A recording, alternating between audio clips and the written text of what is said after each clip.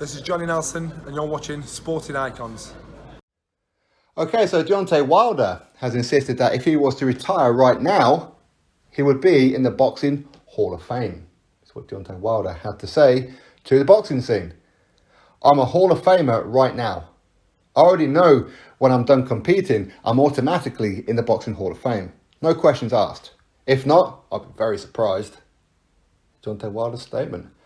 Now, I don't know whether he's talking about the Boxing Hall of Fame or Hall of Fame for twerker, maybe. I mean, if a man was to ever enter a Hall of Fame for twerking, he'd be right up there, wouldn't he? He really would.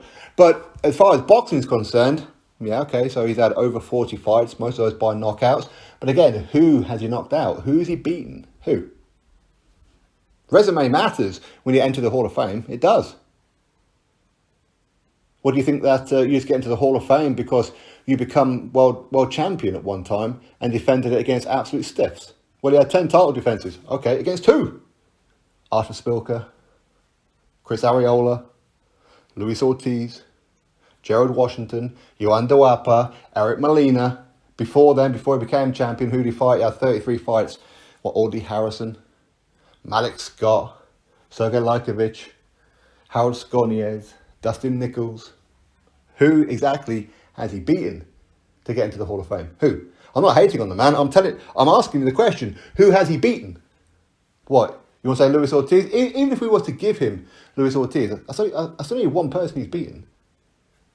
But Luis Ortiz, who's he beat? I've been saying for years that Luis Ortiz is well overrated. But, hey, each to their own. Boxing is for the most part subjective. It is opinionated. But would he be into the Hall of Fame? It wouldn't surprise me. You know, he knows the right kind of people who would pull strings for him over there at the PBC and the WBC. Yeah, so maybe. Do you get into the Hall of Fame for having 2 fights of the year contenders with Tyson Fury, part 2 and part 3? Yeah, maybe. Maybe for that reason. But kind of wrong reason to get into the Hall of Fame though, isn't it? There's plenty of fighters out there currently who are more deserving of a Hall of Fame spot than Deontay Wilder, Tyson Fury being one of them, Anthony Joshua being another one, Alexander Usyk being another one. You can go up and down the weight divisions. Plenty of fighters out there. Canelo Alvarez. What's he done in comparison to any of those?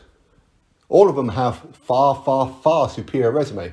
You don't get into a Hall of Fame because you become a world champion and you had X amount of title defenses. It matters who you fought along the way. It matters who you defended that belt against. It matters. Maybe to Wilder it doesn't. And listen, maybe Wilder actually sits there and thinks, you know what, I fought some good stiff opposition. Well, that's worrying if he does. Now, there's still time for him to have a Hall of Fame career. There's still time. But it means he's going to have to fight Joshua. He's going to have to fight Usyk. He's going to have to fight Dillian White. He's going to have to fight Joe Joyce. He's going to have to fight Andy Ruiz Jr. There's still time for him to do that. I'm not saying he has to win them all, but you have to at least attempt to it. Derek Chisora has fought pretty much everybody, has he not?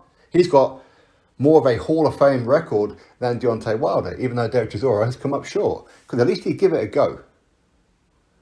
Wilder's impact on the sport has been clout chasing Anthony Joshua and then Tyson Fury and crying how he got cheated by Tyson Fury. That's his record. That's what people will remember him for.